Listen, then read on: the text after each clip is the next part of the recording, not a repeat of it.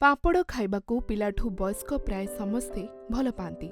सेथिपाई भोजी मानकरे हेउ बा घरे खाइबा समय रे हेउ भोजन सहित पापड़ को सामिल करा जायथाय। हेले एहा हुए तो खूब कम लोक जानती जे पापड़ को स्वादिष्ट बनाइबा पाई सेथिरे केतेक कृत्रिम स्वाद और रंग मिसा जायथाय। एहार कुपरिणाम स्वास्थ्य उपरे पड़िथाय।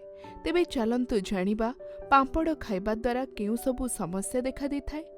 पापड़ खाइले मोटापण बा मेद वृद्धि होइथाय, कारण एथिरे दुईटी रुटीरे थिबा कैलोरी थाए और मोटापण वृद्धि करुथिबा आहुरी किछि उपादान मध्य रहिथाय।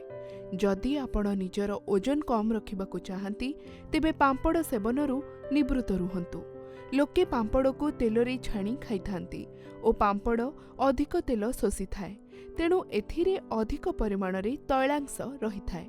फलस्वरूप यह कोलेस्ट्रोल स्तर बढ़िबारे सहायक होइथाय एवं हृदरोगर आशंका को सृष्टि करिथाय।